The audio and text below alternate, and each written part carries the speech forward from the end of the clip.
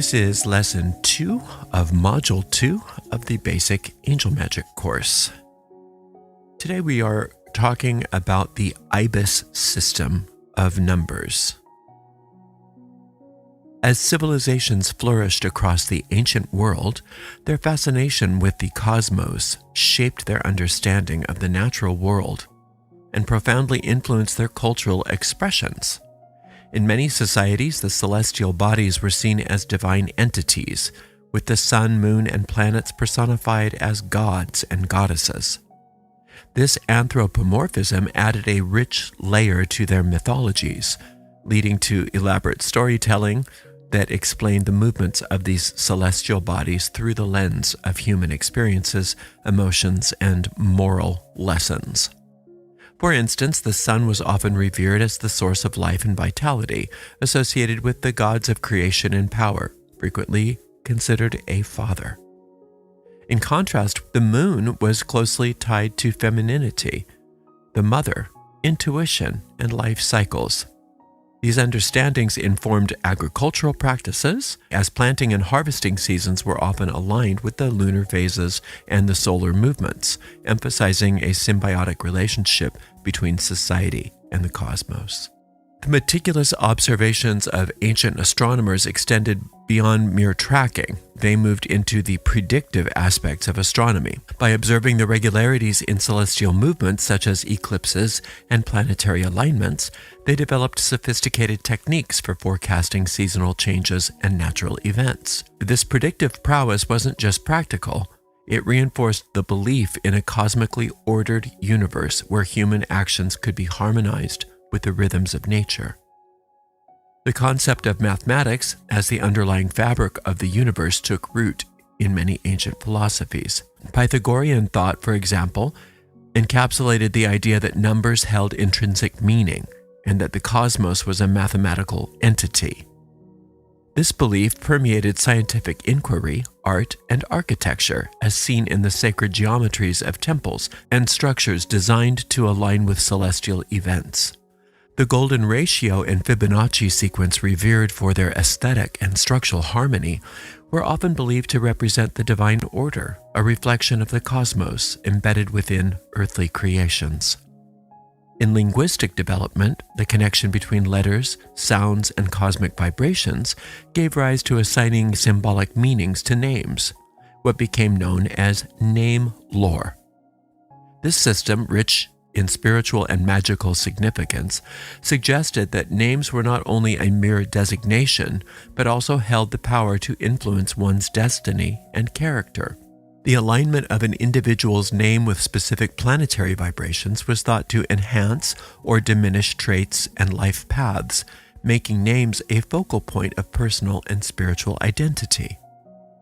The progression from oral traditions to written languages saw the emergence of numerology, where letters were imbued with numerical values connected to their shapes and cosmic significance. This blending of language, mathematics, and celestial observation was pivotal in shaping ancient culture's spiritual practices.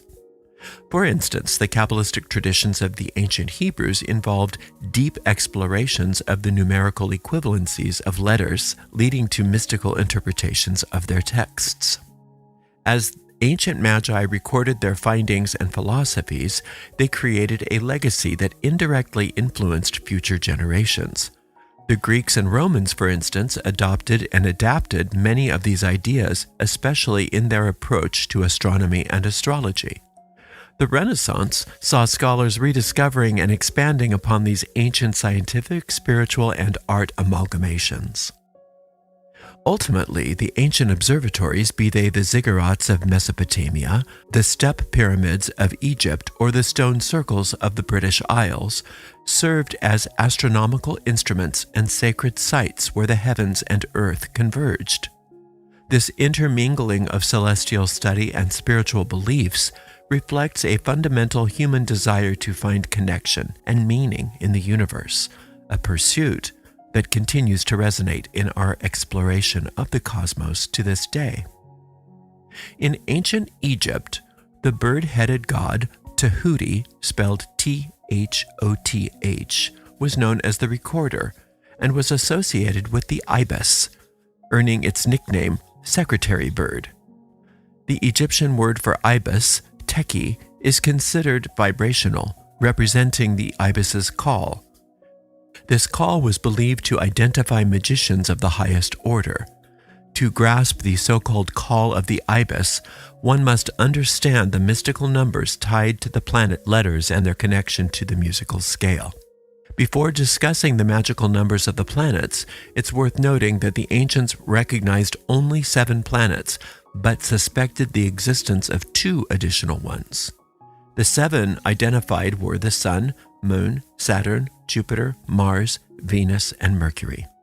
They believed that the Sun and Moon each had a hidden side, as specific observed effects suggested influences from 2 unknown celestial bodies thought to exist behind these 2 luminaries. As a result, each of the 2 luminaries, the Sun and Moon, are associated with 2 numbers, and all the rest of the planets are associated with just 1.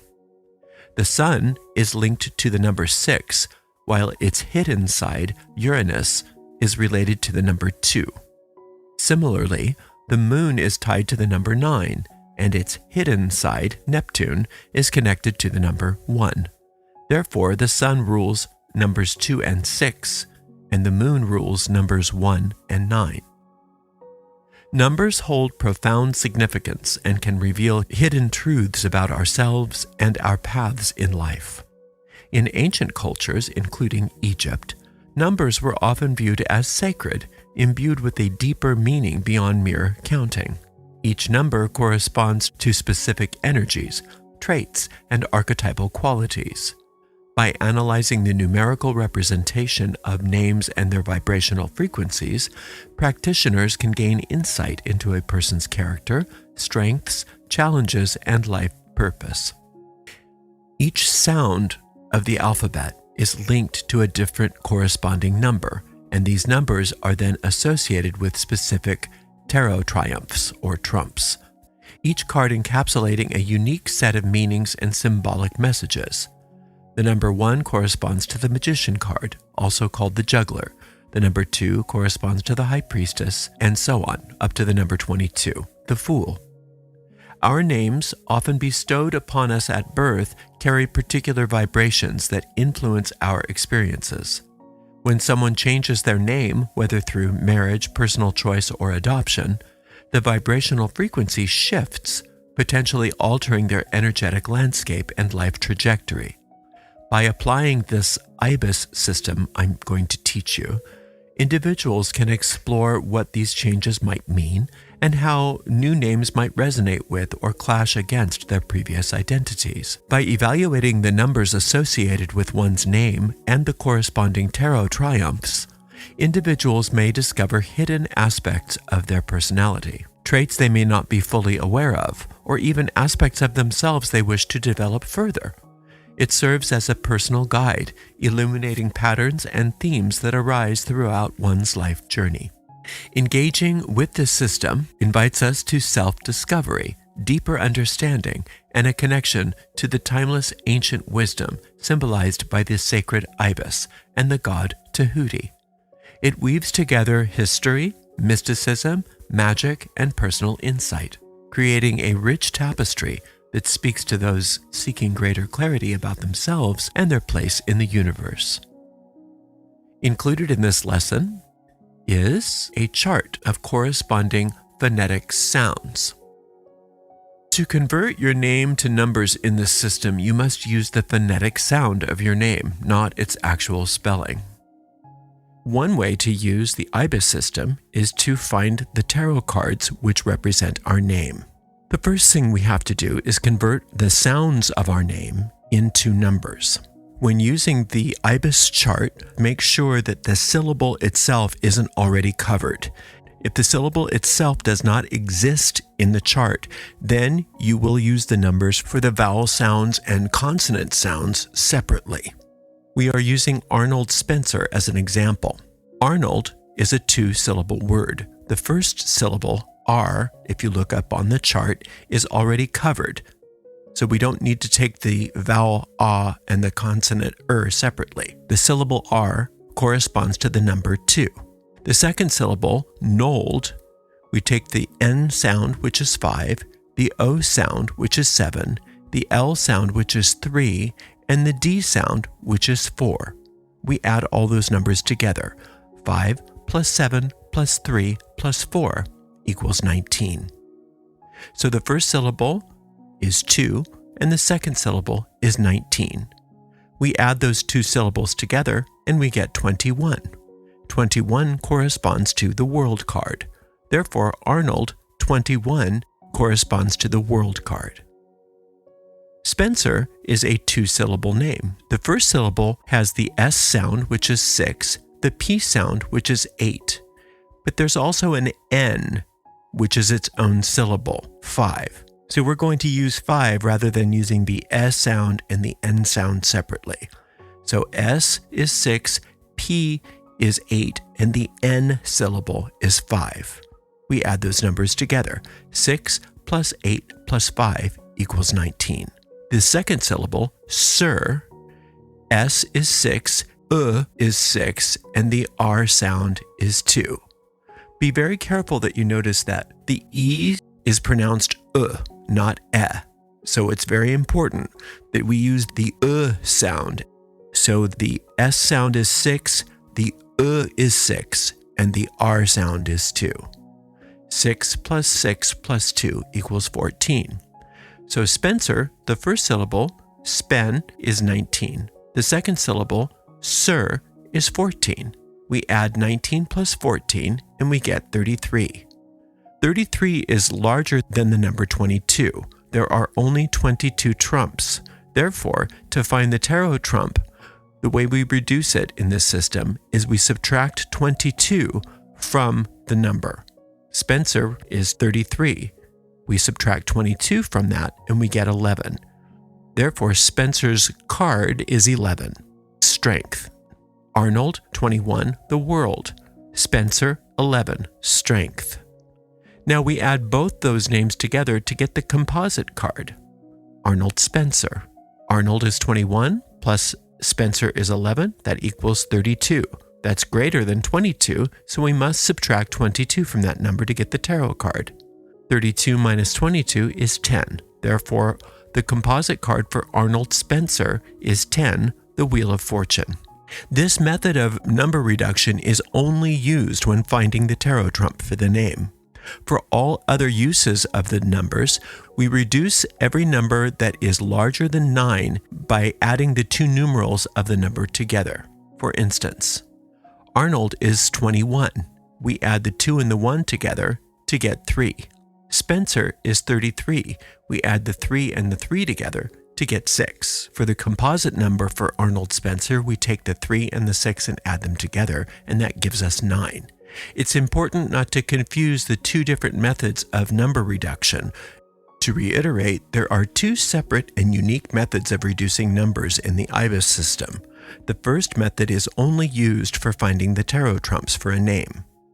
For this method, once you've added the syllables together for a name, if the sum is greater than 22, subtract the number 22 from the sum, and that result is the number of the tarot card. For all other uses, always reduce the final numbers greater than 9 by adding the two numerals together to get the smaller number. For example, 14 is 1 plus 4 equals 5. Our last names at birth reflect the influence of our early environment and upbringing.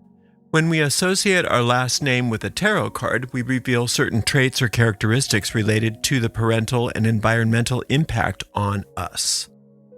If you change your last name for any reason, you are altering those vibrations, but still your last name deals less with you as a self versus how you fit into a larger construct, such as a family. The first name represents one's self and is closely tied to personal identity. The numerical values of the first and last names are added together to determine an individual's overall potential or challenges. This composite name represents how individuals might utilize their gifts, talents, and opportunities. It symbolizes what they will make of themselves and the outcomes that they may experience based on their efforts and decisions. It's important to understand that while numerology and tarot will highlight certain traits or potentialities, an individual's choices and actions ultimately determine their successes or failures. Gifts and abilities must be actively cultivated. Nothing worthwhile comes without effort. Assign the numerical values to your first name and your last name. Look up each number in the tarot key to understand what each signify and what these names have provided you. Then add the numbers together to find the composite. Consult the tarot keys in the lesson to learn what you are likely to make of your inherent qualities. It's important to understand that we can always change our names. Even though we can't change our birth date and astrological signs, we can change the name that we vibrate to within the world if we decide to.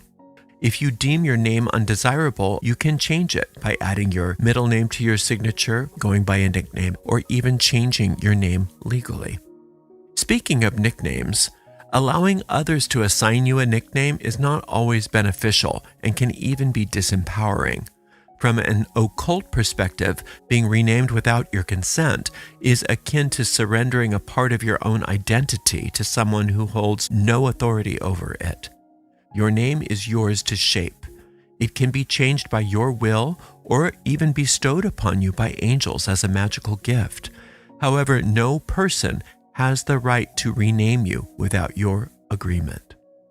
These are the basics of the Ibis system. Thank you so much for joining me for this lesson. Until next time, blessed be.